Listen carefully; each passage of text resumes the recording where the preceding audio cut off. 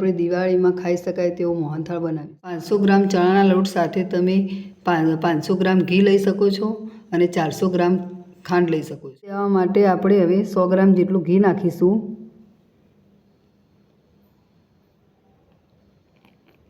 ઘીને મેં ગરમ કરી લીધું છે અને થોડું દૂધ રેડીશું 50 ગ્રામ જેટલું।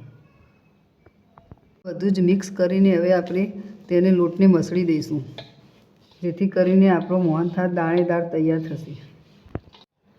આ રીતે આપણે હાથની મદદથી ધાબો દઈ દઈશું। આપણે ચણાના લોટનો ધાબો દઈ દીધો છે, તો હવે આપણે ઘઉંની ચાળણીની મદદથી આપણે ચાળી લઈશું, જેથી કરીને મોહનથાળના લોટમાં કણી પડે તો મોહનથાળ એકદમ દાણેદાર બને છે। આ રીતે હાથની મદદથી આપણે ચાળી લઈશું લોટને।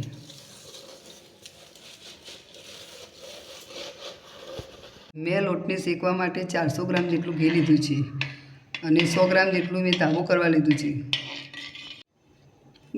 હવે આપણું ઘી ગરમ થઈ ગયું છે, તો આપણે અંદર ચણાનો લોટ એડ કરી દઈશું।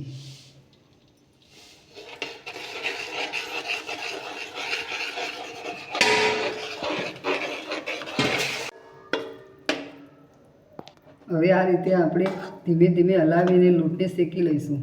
તો ગેસની ફ્લેમ એકદમ ધીમી રાખીશું, જેથી કરીને આપણું દળ દાજી ના જાય।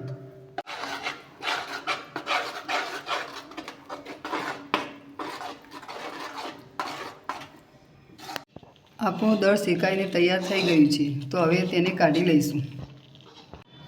મેં ચાસણી બનાવવા માટે 400 ગ્રામ જેટલી ખાંડ લીધી છે। એમાં હવે આપણે અડધો ગ્લાસ પાણી રેડીશું।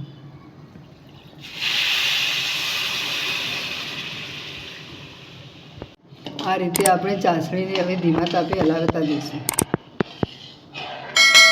આ રીતે જાડો તાર ના થાય ત્યાં સુધી ચાસણીને આપણે બરાબર હલાવીશું। હવે આ ચાસણીમાં આપણે ઇલાયચી અને જાયફળનો પાવડર બંને મિક્સ કરીને નાખી દઈશું।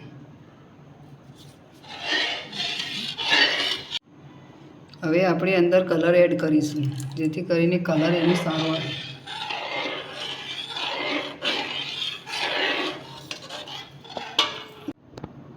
હવે આપણી ચાસણી તૈયાર થઈ ગઈ છે, તો હવે આપણે અંદર લોટ એડ કરી દઈશું। આ રીતે બધો લોટ અંદર એડ કરી દઈશું।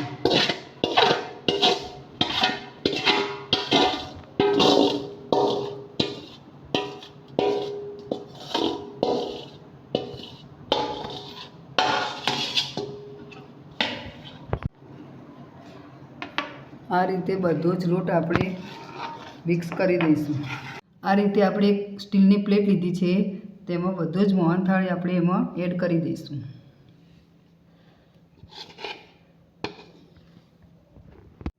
હવે આપણે મોહનથાળને એક થાળીમાં કાઢી લીધો છે। હવે આપણે આ રીતે કાજુ અને બદામ અને પિસ્તા ઉપર નાખી દઈશું, જેથી મોહનથાળનો દેખાવ સારો રહેશે।